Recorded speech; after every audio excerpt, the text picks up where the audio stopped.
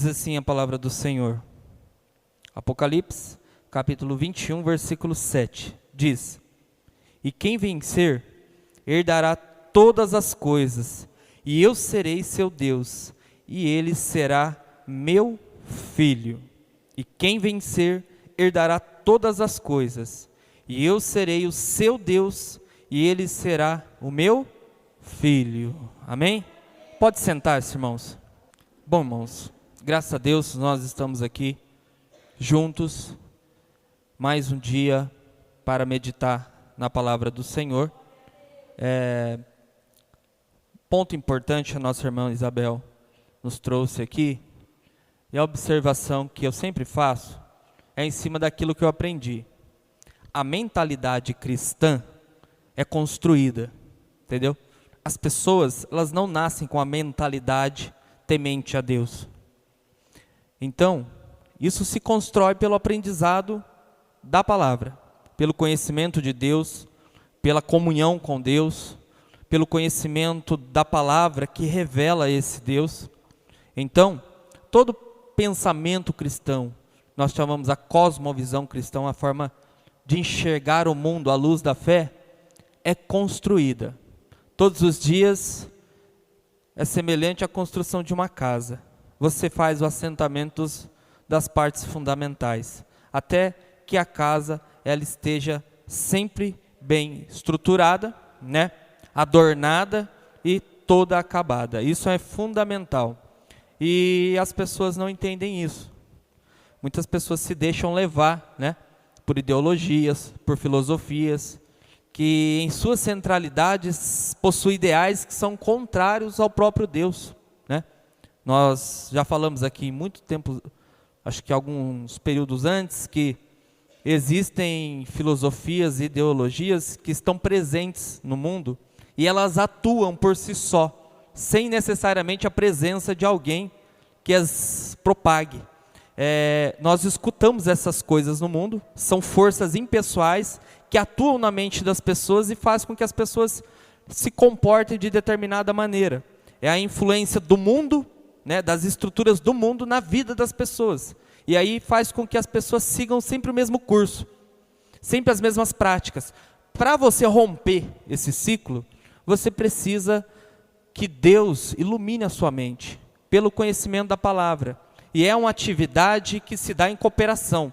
Você, com seus esforços, pegue a Bíblia e vá ouvir de Deus, conhecer a Deus. E o Espírito Santo nos ilumina, né? Nos ensina e nos dá condições de entender a vontade dEle.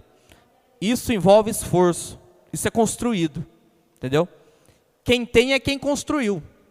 Quem não tem, tem a mente vazia. E nós sabemos que a mente vazia é exatamente um lugar especial para o diabo trabalhar e transformar a maneira de destruir a vida de uma pessoa.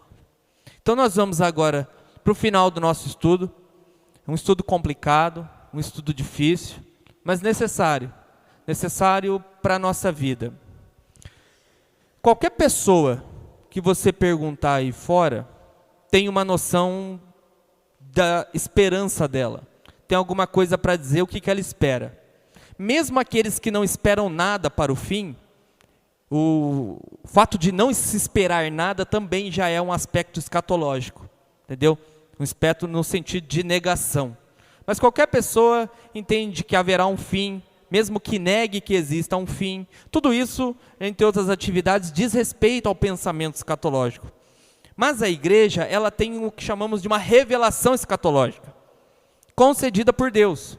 O próprio Deus, sistematicamente, dentro da Bíblia como um todo, nos apresenta o que acontecerá no fim. Mostra e dá substancialidade à nossa esperança. Não é vaga a nossa esperança. Nós não estamos carecendo de informações do que vai acontecer no fim. Nós temos as informações, todas elas descritas. Embora em meio à complexidade e algumas dificuldades, mas de um modo geral é muito claro. Os pontos centrais da escatologia são óbvios. Volta de Cristo, juízo final, novos céus e nova terra, inferno, ressurreição dos mortos. são revelados. Não se aprende isso olhando para a natureza, não se aprende isso no ditame popular, não entende isso nas sabedorias antigas, é uma revelação isso. E é essa revelação que nós entendemos que é a verdadeira e única palavra de Deus. Então o estudo da escatologia se faz necessário para nós entendermos aonde tudo isso vai terminar e quem lá na frente nos espera, né? E para a manutenção da nossa esperança. Isso é parte daquilo que pregamos, que em Cristo Jesus, né, todos aqueles que nele creem, têm acesso a essas coisas gratuitamente. Quem está lá no fim nos esperando? O próprio Deus. E como nós olhamos aqui no texto, o próprio Deus diz, quem vencer, aquele que vencer, vai herdar, né, gratuitamente todas essas coisas. O próprio Deus diz, eu serei Deus deles, desses que vencerem, desses vencedores, e eles serão para mim como filhos. Apocalipse, capítulo 21, versículo 7, como eu acabei de ler. Então, nós precisamos, é necessário, às vezes é cansativo, exaustivo o estudo, concordo, mas é necessário, mas é prazeroso, eu acho um enorme prazer nestas coisas, e eu creio que é um sentimento que todos os que buscam a Deus pela sua palavra têm também, esse mesmo sentimento, que esse sentimento não é algo particular do homem em si, mas é produto, né, da satisfação do coração que Deus, por meio do seu Espírito, impõe em nós, coloca em nós, esse prazer espiritual que nos dá a impressão de, conforme nós estamos estudando a sua palavra, que nós estamos recebendo mais de Deus, nós estamos sentindo mais próximos de Deus, nós estamos entendendo a voz de Deus, não como se Ele estivesse falando de longe, mas como se Ele estivesse falando de perto, como se fosse uma conversa particular. E é isso, eu acho que a emoção maior que a Bíblia produz, é essa sensação de que Deus está muito próximo. Conforme você vai estudando, ouvindo dele, a sensação de proximidade é enorme. Às vezes, em meio ao estudo, você sente até calafrios, arrepios, como se a presença de Deus estivesse tão próxima. Lendo a Bíblia, descobrindo verdades, entendendo realidades claras, você sente a presença de Deus, o coração até aperta. Às vezes, em uma leitura de um versículo, dá vontade de chorar, porque você entende que a proximidade com aquela realidade que está sendo apresentado é muito grande. E você se identifica como que tudo aquilo que está sendo dito diz respeito a você. Imagine João olhando e vendo 24 anciões, que segundo as escrituras seriam os representantes das 12 tribos e os 12 apóstolos, né? Sem perceber, João estava vendo a sua figura ali mesmo. Isso é grande demais, e João ainda estava vivo. Ainda João sairia de Pátimos e daria continuidade ao seu ministério como um bispo em Éfeso. Então, são coisas grandiosíssimas, são realidades formidáveis, essas coisas mexem com a nossa esperança. Porque você olha para a realidade, e a realidade é trágica. Mas quando nós entramos na Bíblia, nós vemos que de fato assim acontecerá, mas que a esperança final já foi consumada. Não é que vão acontecer, essas coisas vão se consumar, mas tudo já foi determinado por Deus. Deus já está lá na frente, esperando a sua igreja. A história está caminhando. A história não está assim, circulando. Não está começando e voltando, não. É linear. É uma linha. Nós estamos caminhando. O mundo está caminhando. Lá na frente nós nos encontraremos com Ele. Assentado num grande trono branco, a julgar todas as nações, bem como todos os segredos dos homens. Nada ficará impune. Nada ficará impune. Se nós moramos hoje no país da impunidade, nós temos essa esperança de que vamos, ao país da justiça, à nação da justiça, em que o cetro da equidade, o cetro da retidão, estará centralizado no seu governo, na pessoa de Jesus. Essa é a esperança, isso que move a gente, isso que nos faz felizes. Veja, irmãos, escatologia é o estudo das últimas coisas. E preste atenção, a escatologia, ela envolve toda a Bíblia. Eu citei aqui vários textos, desde os profetas, citei Salmos, citei nos evangelhos, nas cartas gerais e também agora aqui em Apocalipse. A escatologia ela é construída a partir de vários textos, porque várias pessoas receberam revelações, não só João. Mas o que nós não fizemos é fazer um estudo do livro do Apocalipse. São duas coisas diferentes. O estudo da escatologia envolve toda a Bíblia. O estudo do Apocalipse é só do livro do Apocalipse. Geralmente esse estudo, quando você vai fazer, é um estudo pontual, de versículo por versículo, capítulo por capítulo, vai trabalhando questões que envolvam a estrutura, para poder mostrar, né, quão grande é esse livro e que tamanha é esta revelação que foi dada por Deus ao apóstolo. O livro do Apocalipse, para muitas pessoas, é um livro difícil, mas essa dificuldade se dá porque as pessoas, elas não têm ou não tomam certos cuidados e certos critérios na leitura.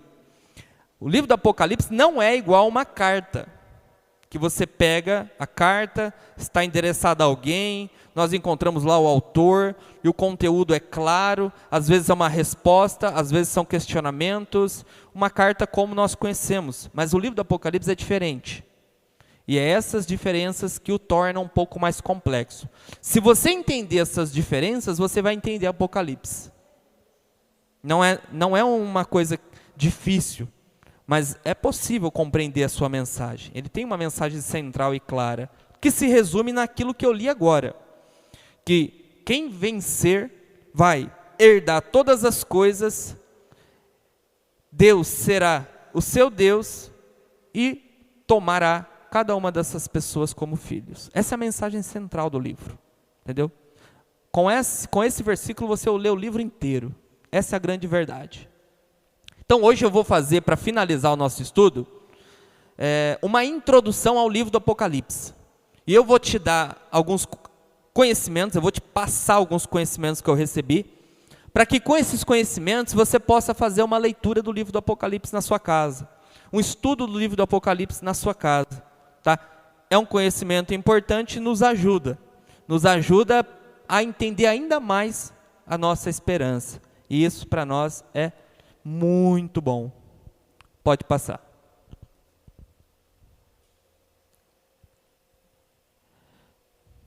O livro do Apocalipse é o livro mais complexo da Bíblia.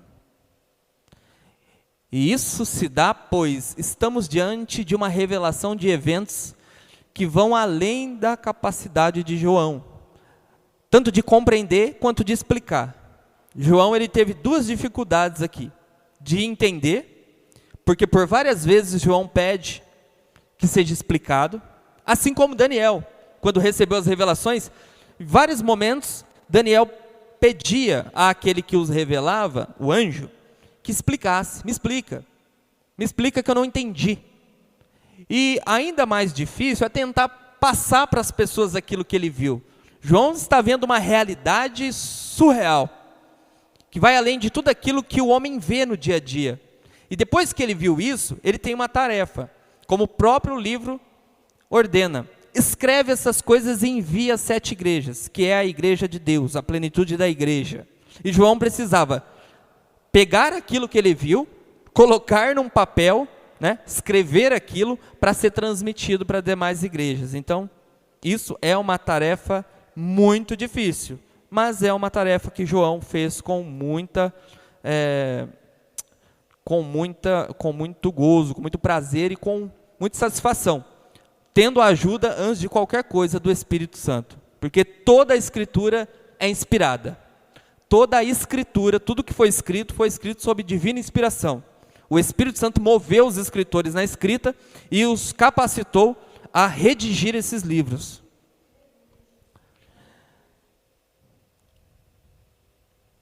João viu Jesus Cristo glorificado nos céus, assentado num trono, com a sua igreja ao redor, viu a santa cidade, viu os mártires, viu os anciões, viu o anticristo, viu o diabo, viu o falso profeta, viu as nações da terra, viu o lago de fogo, viu o inferno, viu os anjos, viu guerras, viu a árvore da vida, viu até a arca da aliança. Imagine essa realidade. João viu todas essas coisas. Nenhum homem viu essas coisas, senão por revelação de Deus. Aqui, João, ele viu toda essa quantidade de cenas, de eventos. E João precisava escrever essas coisas para as igrejas, daquilo que ele viu. Ele precisava transmitir essa informação. E Deus assim o capacitou. Veja a complexidade de tudo isso. Veja a complexidade de tudo isso. Imagine se você, por um momento, visitasse o inferno e tivesse que voltar para explicar para as pessoas: olha, hoje eu quero explicar para vocês o que eu vi. Imagine se Deus mandasse você escrever, como é que você faria? Imagina, você teria que buscar elementos, né, da realidade para tentar explicar, para tentar materializar, para tentar trazer a ideia para as pessoas, para elas entenderem o que é o inferno.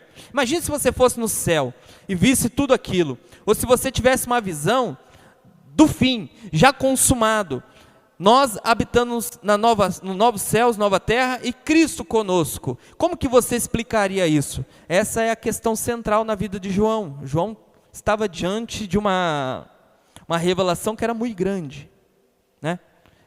Insondável, indescritível, a dificuldade era muita. O próprio apóstolo Paulo, quando foi ao terceiro céu, ou paraíso, ou céu, que é tudo a mesma coisa, ele viu coisas e ouviu coisas que, segundo ele, não era lícito falar. Coisas indizíveis, que não se podia dizer, entendeu? E é por isso que ele não falou destas coisas, mas ele viu. Pode passar. Se para João, que viu a Cristo em fraqueza, ressurreto e glorificado, tudo isso já foi fascinante, imagina para nós, que ansiamos, né, que desejamos essas coisas. Para concluirmos os nossos estudos das últimas coisas, é fundamental uma análise introdutória do livro, com o objetivo de um futuro trabalho de exegese, né, que é a interpretação desta maravilhosa obra, que muito nos tem enchido de esperança. É fundamental essa análise. Só que essa análise que eu vou apresentar é panorâmica. O que é panorâmica? É como você fosse fazer um voo de avião, e você olhasse tudo por cima. Lógico que lá de cima você enxerga tudo, mas ao mesmo tempo você não tem os detalhes. E eu quero te tentar levar a apenas observar o todo, porque os detalhes você precisa não voar, mas você precisa ir andando, entrando e conhecendo tudo. Pode passar. Números em Apocalipse. Eu falei bastante para os irmãos a respeito do cuidado, da necessidade de se observar as numerações que estão contidas no livro. Uma das características primordiais do Apocalipse, que salta à vista do leitor, é o uso dos números e o seu significado, como afirma Simon Kistemaker. A um grau surpreendente, o número 7 é predominante. Preste atenção, o número 7 é predominante, tanto implícita quanto explicitamente. Ou seja, o número 7 em Apocalipse, ele está tanto numa visão mais clara, às vezes lemos 7, quanto dentro dos conceitos do Apocalipse. Eu vou mostrar com um exemplo, você vai entender melhor. Esse número não deve ser entendido ou tomado literalmente, como eu venho dizendo. Quando Jesus nasceu, ele foi circuncidado ao 8º dia. Isso está registrado nos evangelhos. 8º dia é um dia mais 7. É o 7, é o 8 da matemática. Só que quando você chega aqui em Apocalipse, os números não são os da matemática, os números são simbólicos. Você não pode ver o número 7 e dizer 7. Não pode, porque você vai incorrer em sérios erros. Os números em Apocalipse, todos, são simbólicos. Todos são simbólicos. O que é simbólico? O símbolo, ele tenta elucidar, trazer luz a uma realidade que ainda não é completamente revelada. Imagine, aqui você está vendo, ó, a sombra da caixa de som. Se você olhar para a sombra dela, sem olhar para a caixa, jamais você vai imaginar que isso é uma caixa de som. Mas existe uma caixa de som, e a sombra que está ali, ela está indicando a presença de algum objeto. Entende? Essa sombra, ela tem a função de ser o símbolo. Ela é imperfeita. Você olha para a sombra e não vê nada. Mas a sombra está indicando, existe alguma coisa aqui, existe um objeto aqui. E o objeto é a realidade, é aquilo que o símbolo simboliza. Então é nesse sentido que você tem que entender, às vezes quando eu falo que é simbólico. Pode ser que quando eu digo que uma coisa é simbólica, alguém possa pensar, é simbólica no sentido de que não é verdadeira. Eu não estou dizendo isso. Quando eu quero dizer que uma coisa não é verdadeira, eu digo que ela é falsa.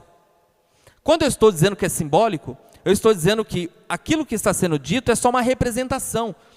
Há uma realidade maior por detrás daquilo. Entende? Você vê a sombra do ventilador ali. A sombra em si simboliza que existe alguma coisa ali. Mas quando você olha de fato para a realidade, para o ventilador, você sabe que é um ventilador. Você sabe que é um ventilador da cor preta, com grades metálicas, com adesivos brancos. Tudo que você não enxerga no símbolo. Porque o símbolo, que é a sombra, não é a realidade. Né, Paulinho? Paulinho percebeu ali, ele tampou o objeto e viu a sombra.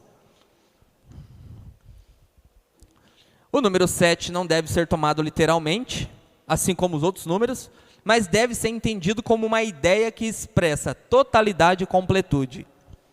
O que o número 7 representa no Apocalipse? Completude e perfeição. Algo que é completo e algo que é perfeito. Essa é a ideia. De onde são tomados esses símbolos da numerologia? Do judaísmo. Todo livro do Apocalipse é construído a partir do judaísmo, do Antigo Testamento. Entende? Não foi tirado do nada estas coisas, foram tiradas a partir do Antigo Testamento, se construiu a visão do Apocalipse. Então, o número 7, ele nos dá a ideia de algo que é completo. Pode passar.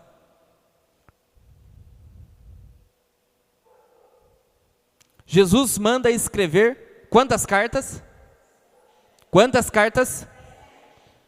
Éfeso, Esmirna, Pérgamo, Tiatira, Sardes, Filadélfia e Laodiceia. Porém, existem outras igrejas que estão na Ásia e que geograficamente estão entre as 7 que citamos e não foram mencionadas, né? Entre elas nós temos Colossenses, Heliópolis e Trode.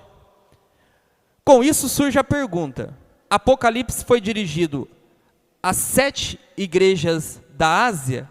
A resposta é não, porque tinha mais de 7 igrejas na Ásia. Isso nós temos como fundamento bíblico.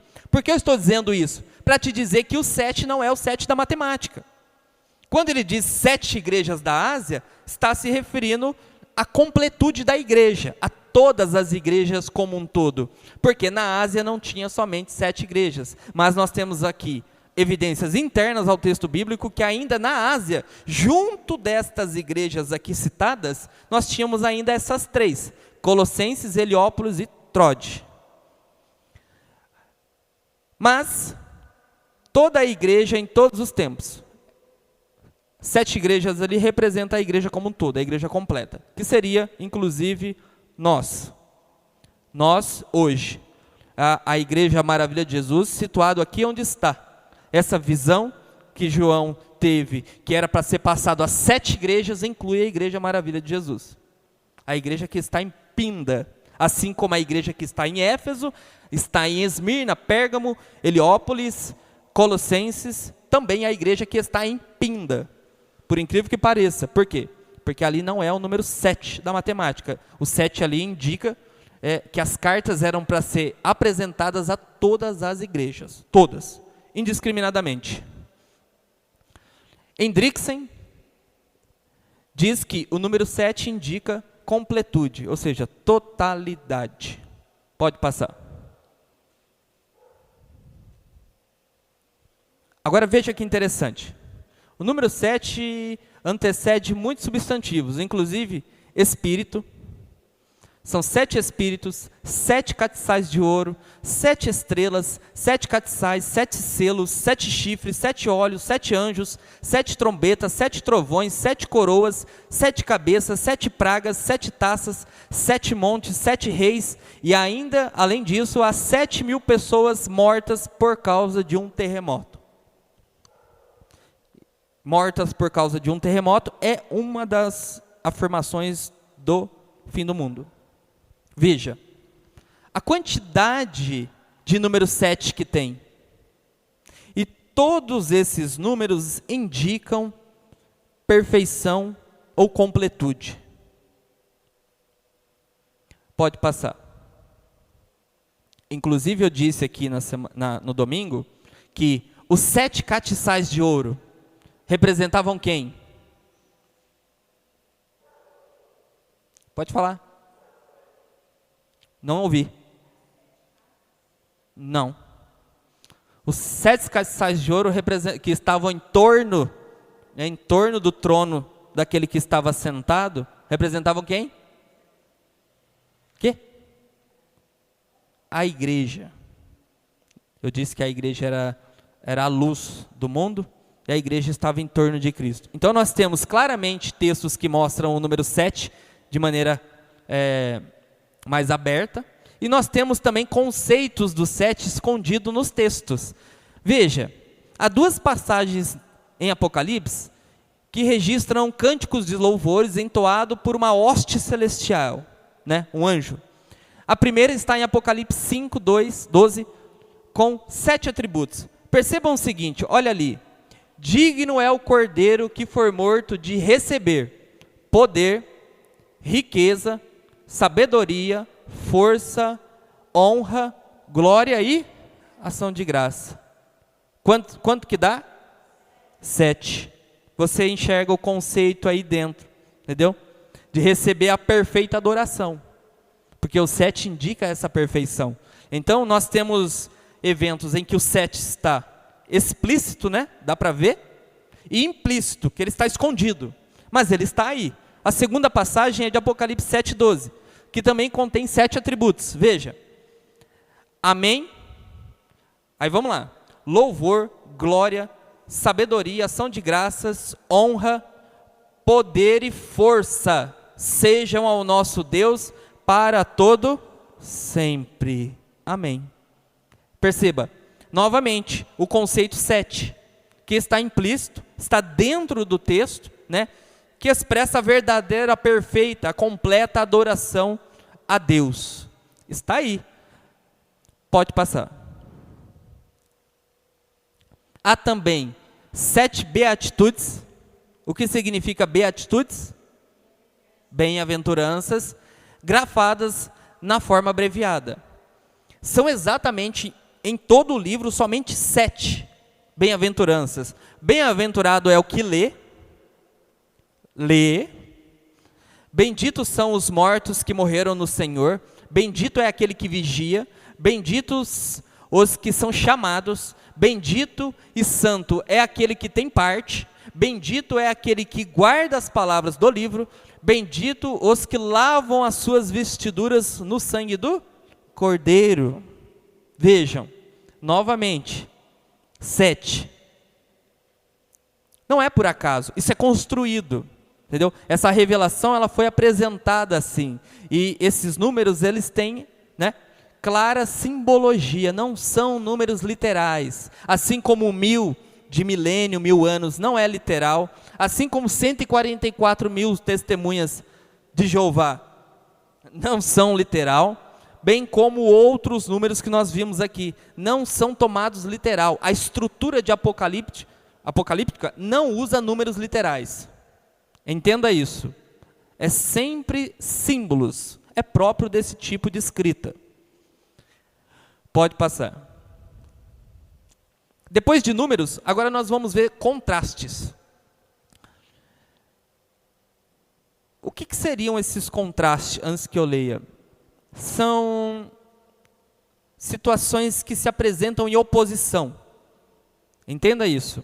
O livro do Apocalipse é cheio desses contrastes. Sempre que mostra que alguém está oposto a outro alguém. Às vezes nós vemos Deus oposto ao diabo, bem o oposto ao mal. E nós vemos aqui, estão cheios de polaridade e oposições. Cristo versus Satanás, luz versus trevas, vida versus a morte, o amor versus ódio, céu versus inferno. Por todo este livro, este contraste está em todos os detalhes da estrutura desse livro, praticamente em quase todos os capítulos, nós vemos esse contraste, um grupo em oposição a outro, Deus em oposição ao diabo e os ímpios. João retrata a Trindade como Pai, Filho e o Espírito Santo, comparando a Trindade do diabo. Quem é a Trindade do diabo em Apocalipse? De Satanás? É o diabo, a besta e o falso profeta. Então, esses contrastes são claros, deixando aqui evidente que há uma oposição, em torno de toda a descrição do livro. Pode passar.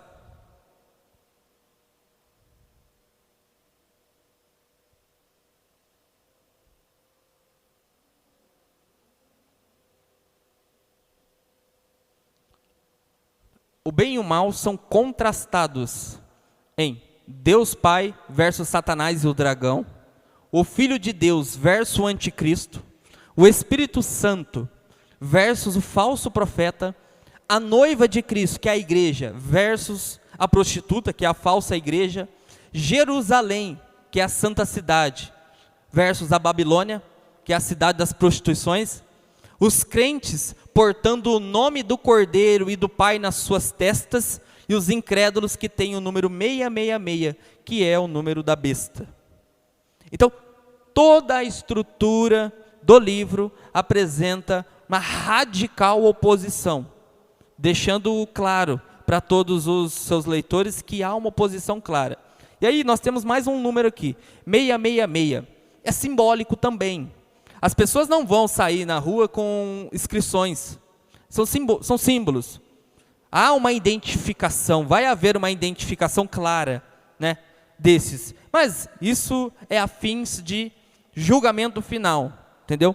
Então, nós sabemos que tem filmes que retratam a ideia do 666 e tudo mais, mas tudo isso, todos os filmes e narrações, eles têm pretensões cinematográficas. Porque se eles retratarem as realidades bíblicas, nem mesmo os cristãos se interessam por essas coisas. Por isso você tem que mudar toda a estrutura, apresentar um monte de efeitos e coisas do tipo para poder chamar a atenção das pessoas. Então, infelizmente, muitas vezes nós aprendemos as coisas por filmes. Tem pessoas que aprendem por novelas, Às vezes, já peguei, não uma, mas várias pessoas, umas 3 pessoas que vieram fazer perguntas, fundamentando na novela que passa na Record, entendeu? A paciência é curta, irmão, uma hora dessa. Pode passar. É triste. É lamentável. Divisão do livro.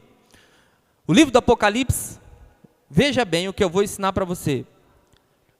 Quietinho. O livro do Apocalipse, você tem aqui os seus capítulos, os seus 22 capítulos. E o que acontece? Eles estão colocados do 1 ao 22. Eles não estão em ordem temporal. As coisas não estão acontecendo numa ordem. É isso que nós precisamos. O Apocalipse ele tem uma divisão diferente. Não está em ordem cronológica, não está acontecendo uma coisa após a outra. Inclusive, nós temos eventos que são lá do fim, que estão retratados aqui no começo. E eventos que seriam do começo, estão retratados no fim. Então, cuidado. Como eu acabei de conversar ali com o Vitor, apresentando para ele, que nós estamos estudando na escola dominical, Esdras e Neemias, e inclusive nesse estudo entra Malaquias e Ageu. E ele disse para mim, mas eles não estão um após o outro. Foi exatamente o que eu disse, porque eles podem não estar após do outro, mas acontecem no mesmo período. Entendeu? Isso só se aprende pelo estudo. Ele está está dividido em seções e não segue uma ordem. O livro do Apocalipse não segue uma ordem. O argumento para esta afirmação é que existem 7 repetições de juízo final. Preste atenção. Em Apocalipse, existem 7 repetições de juízo final. Se eles estivessem em ordem cronológica, o juízo final, Paulo, estaria no começo ou no fim? No fim, filho. Se está em ordem de tempo, o juízo final, que é final, como a própria palavra diz, estaria no fim. Mas nós temos, logo no capítulo 1, já o juízo final. E vários outros que eu vou aqui mostrar. Então, ele não está em ordem cronológica. Ordem cronológica é ordem de tempo. Imagine, eu não sei se vocês entendem a questão cronológica, mas eu vou fazer uma explicação básica aqui. O que você fez hoje representa, num todo, a totalidade do seu dia. E o seu dia está dividido em atividades. O que você fez? De manhã. De manhã eu acordei e tomei café. Tá. E o que você fez em seguida? Saí para trabalhar. E depois? Parei para almoçar. E depois? Voltei a trabalhar. Depois vim embora, tomei banho e vim para a igreja. Isso é uma ordem cronológica. As coisas acontecendo, uma após a outra. O livro do Apocalipse não é assim. Não adianta você achar que você começou a ler no capítulo 1, e você vai lá no capítulo final, lá no 22, e lá no 22 e no 20, você vai ver que o juízo final e depois o estado final da igreja. Logo aqui nos primeiros capítulos você tem isso. E percebam, 7 vezes. Coincidentemente, 7 vezes. Hendrickson e Simon supõem que se trata de diferentes formas de apresentar o mesmo evento, sendo que cada bloco vai dizer a mesma coisa, só que com um cenário diferente e mais intenso. O que acontece? O livro do Apocalipse, então, estaria provavelmente dividido em 7 partes. Esse livro aqui. 7 partes. Que representam 7 cenários da mesma coisa, do mesmo evento. É dizer de 7 formas diferentes a mesma coisa. É exatamente o que está em Apocalipse. Em todos os cenários nós temos a presença de Cristo. Em todos os cenários nós temos um juízo final sendo repetido. E isso por 7 vezes. Isso nos indica o quê? Que o livro do Apocalipse está dividido e não está dentro de uma sequência cronológica. Essa é a ideia. Nós temos 7 repetições do mesmo evento, só que apresentados de forma diferente, cenários diferentes. Imagine o seu dia. Se 7 pessoas aqui te encontrassem hoje e vissem o que você fez, e aí eu colocasse as 7 pessoas aqui e perguntasse para ela, o que você viu a irmã Glaudete fazendo? A irmã Glaudete saiu de manhã de bicicleta. Essa pessoa te viu. Ela está falando a respeito do seu dia. Do seu dia. A outra pessoa diz, eu vi quando a irmã Glaudete voltou de bicicleta. Ela é uma segunda pessoa que está se referindo ao mesmo evento. Qual é o mesmo evento? Dia da irmã Glaudete. São diferentes momentos que as pessoas vão te ver, mas elas vão falar da mesma coisa. O dia de hoje na vida da irmã Glaudete. Então, Apocalipse é isso. São 7 repetições do mesmo evento. Qual é o evento? O evento é a consumação final da igreja. A vitória final da igreja, o juízo final de Deus e a consumação de tudo. O completar de tudo. Pode passar. E aí nós temos, no capítulo 1, versículo 7... Cristo vindo nas nuvens, isso é uma implicação do juízo final. Nós temos no capítulo 6 e no capítulo 7, o juízo para os pecadores é iminente, enquanto os santos cercam o trono. Nós temos ali no capítulo 11, versículo 18, que chegou o tempo para julgar os mortos, e isso só vai acontecer no juízo final. A vinda do juízo é simbolizada pelo juiz que ceifa a terra, capítulo 14, versículo 15 e 16. No capítulo 14... o juiz que ceifa a terra, nós temos a imagem de um homem com uma foice, passando a foice na terra. Isso é uma elucidação de juízo. Assim como, ali no capítulo 1, versículo 7, Cristo vindo nas nuvens vai acontecer no exato momento em que ele vai aplicar o seu juízo. Então, são formas diferentes de dizer a mesma coisa, formas diferentes para apresentar o mesmo evento, só que em cenários diferentes. Aí nós temos a ira de Deus sendo derramado como uma taça que derrama água. A ira de Deus vai transbordar quando a taça chegar na sua estiver completa, né? Estiver ali no topo, a ira de Deus é derramada como se derrama uma água do copo. Está lá no capítulo 16, versículo 17 a 21. Essa descrição é ainda mais vívida com respeito ao cavaleiro do cavalo branco, que vem julgar com justiça e fazer guerra aos seus inimigos. No capítulo 19. Esse cavaleiro do cavalo branco é Cristo.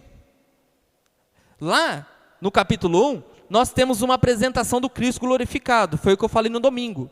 E aqui, nós temos já a apresentação do mesmo Jesus, só que já de um aspecto diferente. Se lá Jesus é aquele que tem a aparência humana, olhos de fogo, cabelos brancos como a neve, roupas de rei, ornamentos de sacerdote, pés reluzentes como que de fogo. E perceba, são 7 atributos que lá estão citados. Aqui nós estamos vendo uma nova aparição de Cristo, só que diferente. Esse agora que João viu, que é Cristo, que está no capítulo 19, é alguém, a semelhança de homem, que está assentado num cavalo e cavalgando. O cavalgar de Cristo é como se ele pisoteasse. Pisoteasse é novamente aquela ideia que está no capítulo 1, do pés de quem saiu da fornalha, pés de fogo, que pisa nos ímpios. Entendeu? Agora é o cavaleiro cavalgando por cima dos ímpios. O juízo chega ao seu clímax, quando os livros são abertos e cada pessoa é julgada. Aqui está no capítulo 20. Também é uma ideia de juízo. A cada juízo que é apresentado aqui, nós temos uma progressão. Vai progredindo até a imagem perfeita, que seria a imagem da abertura dos livros. Ali nos livros, nós temos o livro que é o fundamento, né? Que é a Bíblia, a palavra de Deus, por meio dos quais os homens vão ser julgados. E o segundo livro é o livro das obras dos homens. É evidente que tudo isso é simbólico. Você não vai chegar lá e vai ter um livro aqui. Não vai ter isso. O juízo é iminente. As obras dos homens estão claras já diante de Deus. Deus não precisa anotá-las para como não esquecer nenhuma. Entendeu? Nós estamos referindo a Deus. Entendeu? Então, os livros aqui são simbólicos. A palavra de Deus é o próprio Deus, é o próprio Cristo encarnado. Então, a palavra não precisa necessariamente estar escrita, porque essas coisas foram escritas para nós, para a nossa esperança. E as nossas obras, bem como as dos ímpios, estão no conhecimento de Deus, na sabedoria de Deus. Entendeu? Então, nós temos aqui 7 apresentações de juízo. Bem como no livro do Apocalipse também temos 7 apresentações diferentes de Jesus. 7 maneiras diferentes, 7 cenários diferentes, nós temos da apresentação de Jesus. Eu até anotei aqui, nós temos no capítulo 1, Jesus glorificado. No capítulo 5, o cordeiro que foi morto. No capítulo 12, uma criança que nasceu, né? E logo foi para o deserto, retratando as coisas que aconteceram relativas ao nascimento de Jesus. Nós temos no capítulo 14, um comandante com seus 144 mil. Nós temos o cavaleiro do cavalo branco, já aqui citado. No capítulo 20, versículo 11, nós temos alguém que está centrado num trono branco, inclusive é o trono do qual ele faz justiça, né? E no final nós temos no 21, no capítulo 5, Jesus já no Monte Sião, ou no Sião Celeste, ou melhor, novos céus e nova terra, que são as mesmas coisas faladas com termos diferentes. Pode passar. Então a estrutura, como nós entendemos que o livro está dividido, porque nós já percebemos que todos os fragmentos possuem indícios de juízo, o que se fosse numa ordem cronológica só aconteceria lá no final, nós temos essa divisão aqui do Apocalipse. Essa é a divisão que os estudiosos da escatologia definem. Está dividido do capítulo 1 ao capítulo 3, como Cristo no meio dos 7 castiçais de ouro, Cristo no meio da sua igreja. Aqui do capítulo 4 ao capítulo 7, o livro com 7 selos. E quem é aquele que somente esse, nos céus, na terra e debaixo da terra, que podia abrir os 7 selos? O Cordeiro. Inclusive, eu acho lindo esse texto. João, quando ele vê que não há ninguém que responde à questão, quem pode abrir o livro? João chora. João começa a chorar. E ali João retrata o seu choro. Por que choras? Porque não há ninguém que possa abrir o livro. E aí, alguém que está ali, provavelmente um anjo, diz: não chore mais, João. Não chore, João. O Cordeiro, aquele que foi morto, ressuscitou, ele é digno de abrir o livro e desatar os 7 selos. Nós temos aqui a mulher e o menino, perseguidos pelo dragão e seus auxiliares, que é o falso profeta e o anticristo, está dentro do capítulo 12 ao versículo 4. Nós temos as 7 taças da ira, do capítulo 15 ao capítulo 16, a queda da grande meretriz, que é a falsa igreja, e das bestas, e nós temos, por fim, o juízo, o novo céu e a nova terra. Então, a melhor divisão para o Apocalipse é essa. A grande massa trabalha, constrói livros, fala a respeito do assunto a partir dessa divisão. Porque se você pegar para falar cronologicamente, você vai se perder. Vai se perder. Não tem como você falar dessas questões cronologicamente. Amém? Por exemplo, aqui no ponto 4, a mulher e o menino. Nós temos nesse texto uma afirmação do nascimento de Jesus. Se fosse em ordem cronológica, o nascimento de Jesus não poderia estar no capítulo 12 nem no 14, ao 14. Eles tinham que estar no 1. Entendeu? Por isso nós vemos que o Apocalipse está dividido em seções. Cenas diferentes, 7 cenas diferentes do mesmo filme. 7 cenas diferentes do mesmo filme. Pode passar. Cada sessão das 7 sessões descreve todo o período que compreende da primeira à segunda vinda. Isso é próprio dessa divisão. Você vai encontrar todas essas divisões. O período que compreende da primeira à segunda vinda. Cada sessão descreve uma cena de juízo final. Cada uma delas, tá? Não é juízo final só no fim, mas cada uma das 7 mostra uma ideia de juízo final. Cada cena vai ficando mais clara, né? As cenas elas vão ficando muito mais claras uma após a outra, até chegar no capítulo 20, 21, 22, que são as mais claras que nós temos, até chegar na última sessão. Isso eu verifiquei junto a uma afirmação que é própria do Hernandes Dias Lopes, no seu comentário ao Apocalipse. Pode passar. Linguagem figurada. Como os livros proféticos e a literatura de natureza apocalíptica do Antigo Testamento estão cheias de sinais, assim o último livro do Novo Testamento tem também a sua parcela de símbolos. João às vezes interpreta o símbolo e outras vezes não. Por exemplo, João disse que os 7 castiçais eram as 7 igrejas. Então, como que você saberia que 7 castiçais que estavam em volta daquele ser vivente, que era Cristo, seriam as 7 igrejas? Impossível. Impossível. 7 castiçais seria a igreja? Impossível. Mas, às vezes, João, ele interpreta. No versículo 20, capítulo 1, versículo 20, ele diz que os 7 castiçais são as 7 igrejas. E as 7 estrelas são os 7 anjos. São 7 líderes, ou a liderança da igreja como toda, a autoridade da igreja que estava na mão da própria igreja. Então, como no caso daquela antiga serpente chamada Diabo, ou Satanás, que está no capítulo 12, versículo 9. Antiga serpente, evidentemente que é aquela serpente lá de Gênesis, né? A antiga serpente de Gênesis, eu já falei aqui. Você não acha que é uma cobra. Uma cobra enganou uma pessoa. Gente, É linguagem figurada. A antiga serpente está aqui em Apocalipse. Era o próprio diabo. Era o próprio diabo.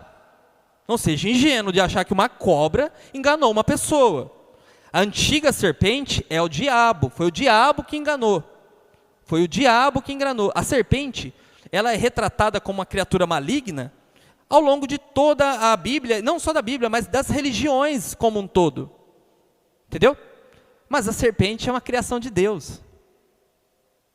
E tudo que Deus criou é bom. Somente aquele ser a quem Deus deu o livre-arbítrio, que é ruim, que somos nós. Mas o restante da criação é perfeita. E elas seguem perfeitamente os instintos que Deus pôs nela. Então é evidente que você não vai pensar que é uma cobra que enganou, né? É o próprio diabo. É o próprio diabo que engana. E toda a Bíblia diz que ele é enganador. E aqui as águas que João observa no sentido de povos e multidões, nações e línguas. João interpreta que as águas que estão descritas no capítulo 17, versículo 15, são pessoas, são multidões, são os povos e as nações, né? A besta que saiu das águas, a besta é uma pessoa, saiu de dentro das águas, ou seja, ela sai do meio da multidão, ou seja, é uma pessoa que vai sair de dentro dos povos, entendeu? A besta é o anticristo, e o anticristo ele vai sair de dentro dos povos, é uma pessoa que pode já existir, ou pode vir ainda a nascer, mas será uma pessoa, vai sair do meio dos povos, vai sair do meio da raça humana, bem como o falso profeta, que é uma pessoa que vai sair do meio das pessoas.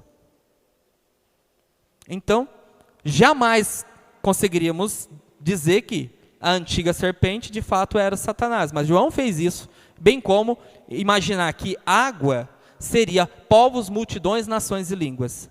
É muito complicado entender os símbolos, mas os símbolos retratam uma realidade, é o que eu disse.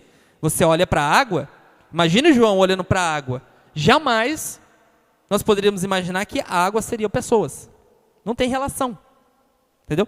Mas é próprio da literatura apocalíptica. Pode passar. O mundo está cheio de símbolos. O Antigo e o Novo Testamento estão repletos de linguagem simbólica que se relacionam a uma variedade de classes. Por exemplo, rapidinho aqui para nós finalizarmos. Ainda falta um pouquinho. Você lembra algum símbolo que está relativo à natureza?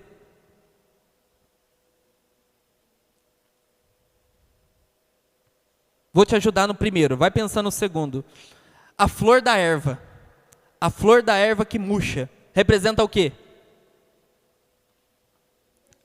O orgulho do homem que se desfaz, né? Como nós já vimos em algumas citações bíblicas. É relacionado o orgulho à flor da erva, que nasce, linda, frondosa, né?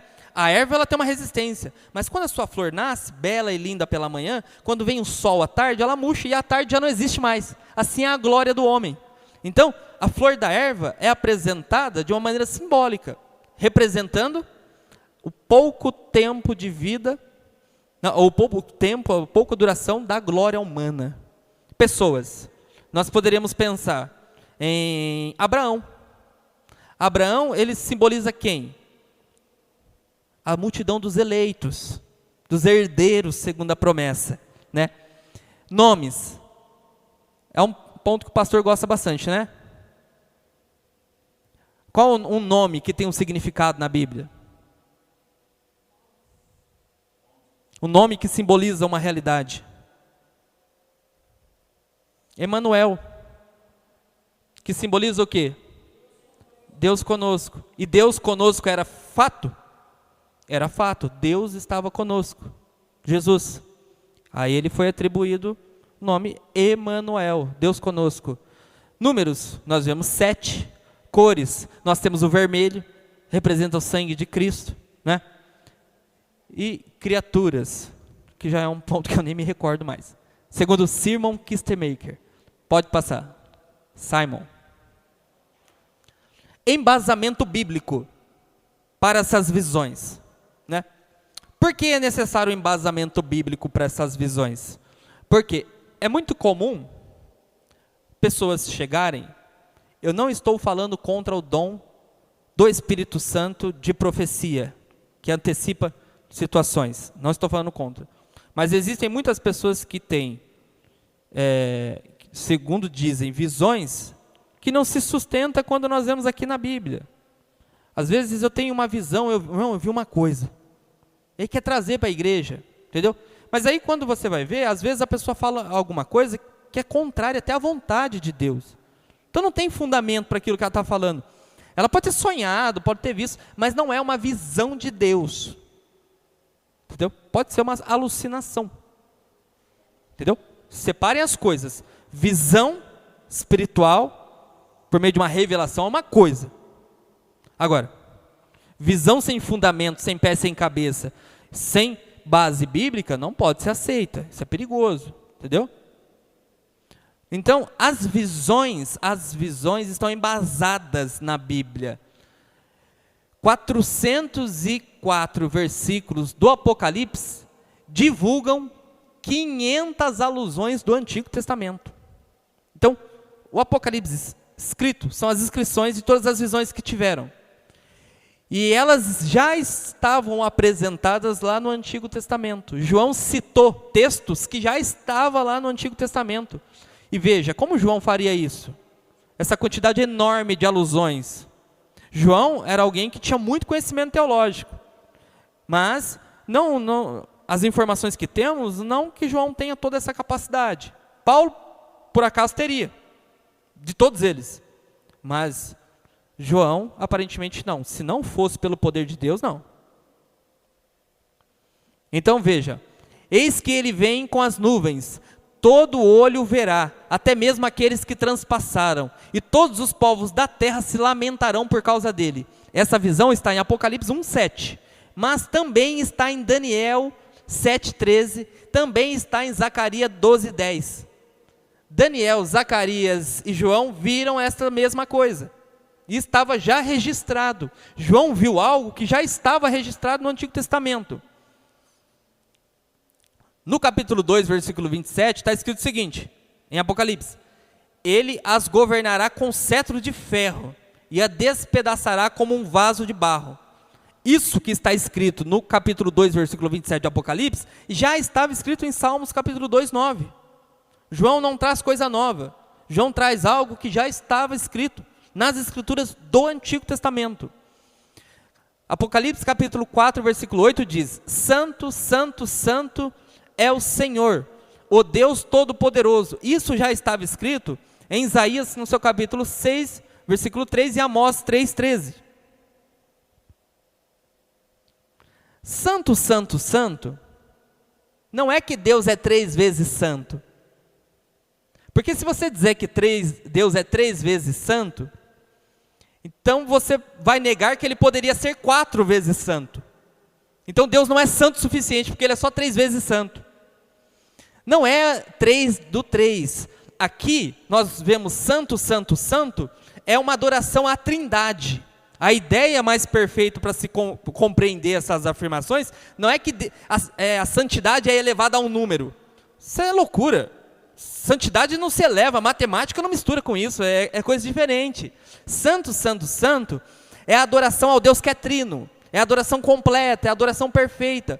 Porque 3 em Apocalipse é o número da divindade. Pai, Filho e Espírito Santo. O número 3 é o número do divino, é o número de Deus. Entende? Capítulo 4, de novo. Ó. Apocalipse 4:8. Não, já falei. Apocalipse 6:16. Eles gritavam, as montanhas e as rochas caiam sobre nós e nos escondam da face daquele que está sentado no trono e do Cordeiro. Isso já foi falado em Oséias capítulo 10, versículo 8. Deus já tinha antecipado. Quem olhava para esse evento de Oséias no seu capítulo 10, 8, pode ser que jamais um leitor imaginava que isso se dizia a respeito a eventos do fim. Podia-se pensar que eram eventos daquele período. Mas já estava no Antigo Testamento, nós já temos o embrião do Apocalipse, que está formado já no final, quando toda a Escritura se une, Antigo e Novo Testamento como um texto só, como a palavra de Deus. Então, embasamento bíblico tem. E não são esses textos. Olha, há 404 versículos. É que nós não temos tempo. E eu cortei e trouxe só esses. Mas há muitos mais. Há muitos mais que, pela análise teológica, se chegou à conclusão. Profecia tem que ter fundamento bíblico. Se não tiver, não pode falar. Existem questões que são particulares, profecias e revelações que Deus, pelo seu Espírito, dá, que são particulares a uma pessoa ou outra, ou a um pequeno grupo. Mas esse tipo de profecia está sendo apresentada à igreja como um todo. Isso precisa de uma autoridade enorme e fundamentação, entendeu? E nós não temos ninguém para isso, senão os que já falaram. Irmão, muitas pessoas hoje no nosso tempo gostam de alarmar. O mundo já está uma maravilha. Ainda vem um monte de gente descabeçada, um monte de bobão, né? Querendo alarmar as coisas. Porque eu tive nessa noite uma revelação. Aí faz aquele negócio, aí você recebe aquele áudio, joga para o outro. É tudo balela. É gente imatura. Gente imatura, sem ter o que fazer. Gente boba. Tem coisas que às vezes Deus revela. Mas Ele não quer que você propague essas coisas, porque essas coisas já foram preditas 2000 anos atrás. E se considerar o Antigo Testamento, nós pulamos lá para trás, ele pode ter mais de 4, 5, 6 mil anos, que essas coisas já vinham sendo ditas. Que já foram reveladas, embora foram escritas depois, mas já foram reveladas há muitos anos atrás. Entendeu? Aí já é um bobão querendo alarmar o mundo. Eu tenho uma mensagem sensacional para vocês. Entendeu? Graças a Deus, nunca chega esse tipo de mensagem para mim. E se chegar, eu bloqueio a pessoa. Pode passar. Autor da obra foi João. Que João? Os pais apostólicos, que são os discípulos dos apóstolos, são unânimes em dizer que a autoria do Apocalipse é do apóstolo João, filho de Zebedeu, irmão do Tiago menor, aquele primeiro Tiago que foi morto por Herodes. Não é o Tiago, líder da igreja em Jerusalém. O Tiago, líder da igreja em Jerusalém, é irmão de Jesus. O líder de toda a igreja judaica não foi Pedro e os apóstolos, foi Tiago, irmão de Jesus. Esse era o pilar da igreja. E os apóstolos estavam em apoio a Tiago. Não foi Pedro, não. O grande líder, todos os apóstolos têm uma parcela e têm um trabalho indiscutível. São os apóstolos de Cristo. Mas a liderança das igrejas, que era uma atividade que não era própria dos apóstolos, porque os apóstolos não chamaram para ser líderes. Chamaram para ser o espetáculo do mundo. Eles seriam aquelas pessoas que trariam o primeiro espetáculo da fé, por meio dos seus sofrimentos e da sua vida. Eles não foram chamados para ser pastores de igrejas. Eles, segundo o apóstolo Paulo diz, estavam na hierarquia abaixo de todos. Porque eles não foram escolhidos para outra coisa, senão serem o espetáculo de Deus aos homens, ao mundo e aos anjos. Essa era a tarefa deles. Então, eles não entram na hierarquia. Eu vejo as pessoas, por exemplo, aí, querem ser apóstolos, para ser maiores. Mas os apóstolos não entram na hierarquia. A hierarquia da igreja era presbíteros, diáconos, cooperadores. Os apóstolos não entram, eles estão lá no final, como os mais desprezados, como servo dos servos. Entendeu? Não é os apóstolos de hoje que tem Ferrari, né? Pois é. Então, o apóstolo João, que é o grande espetáculo da fé, o último dos mártires que recebeu, foi o escritor do livro. Melito, bispo de Sardes, Irineu, bispo de Leão, e os bispos são pastores, tá?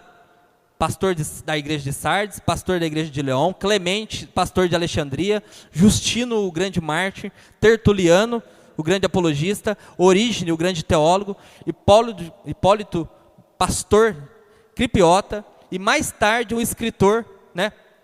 E também pastor na igreja em Cesareia, que é o Eusébio, que chamou João de o vidente do Apocalipse. O que é o vidente do Apocalipse? Aquele que viu. Vidente é aquele que vê, né? Que recebe a revelação. Ele é o vidente do Apocalipse, ele é o responsável pela autoria, pela escrita e pela visão. Pode passar. Estamos chegando, nós já estamos no 6º. Adivinha quantos pontos que tem esse trabalho? 7. A teologia do livro, o ensino, a teologia de todo o livro, o ensino de todo o livro se resume na vitória final da igreja, estar com Deus e desfrutar da sua comunhão para sempre. Tudo se resumiria em uma palavra: comunhão. É a comunhão direta com Deus. E aí nós temos o texto, que eu li na introdução. Quem vencer vai herdar todas as coisas, tudo, a plenitude de tudo. Eu serei o seu Deus e ele será o meu filho. Está entendendo? Nós herdaremos tudo. E tudo, eu não estou falando das benéficas, eu estou falando disso aqui, ó, de Deus ser o nosso Deus e Pai, e nós sermos considerados por eles como filho. Vamos morar e habitar na mesma casa do Pai, nosso Deus, morar para sempre com Ele. E para finalizar, pode passar? 7. Ora vem, Senhor Jesus. Ora vem, Jesus. E aqui nós vamos encerrando essa atividade para a honra e glória de Deus. Uma salva de palmas. Passa. Passa. Olha, irmãos, esse trabalho foi possível graças a esse material, essas pessoas aqui, ó. Nós utilizamos para construir tudo isso. É muito assunto, e eu não sou um teólogo pesquisador, eu não produzo nada. Eu pego tudo aquilo que já existe e ensino, está entendendo? Não há nada de novo, não trouxe absolutamente nada de novo. São tudo coisas que já existiam. E a minha tarefa é organizar essas coisas, colocá-las dentro daquilo que nós entendemos que é o pensamento da igreja local e apresentar aos irmãos. Então não foi nada de novo. Tudo que eu disse aqui já existia. Não necessariamente nós seguimos todos os pontos ou todas as linhas de pensamento que essas pessoas aqui seguem. Mas todos eles trouxeram uma contribuição imensa. E ainda hoje, muitos deles vivos, contribuem para o desenvolvimento da igreja, para o aprendizado da igreja. Se não fossem essas pessoas aqui, nós teríamos muitas dificuldades, porque eles nos ajudam a compreender a Bíblia. Charles Hodge, Miller Erickson, Wayne Gruden, pastor me deu. Charles Hodge, Miller Erickson, Frank Ferreira, Alan Match, Louis Berkhoff, livros apocalípticos. Quando você for comprar um livro apocalíptico, Anthony Hoekman, em primeiro lugar, William Hendrickson, em segundo lugar, e Simon Kistemer, não sei se eu estou falando certo, em terceiro lugar. Beacon é um comentário da CPAD, George Eldon Led. Quando você for estudar Novo Testamento, eu quero entender o Novo Testamento, é só você comprar esse material. Ele é o maior conhecedor, o maior perito de Novo Testamento que nós temos.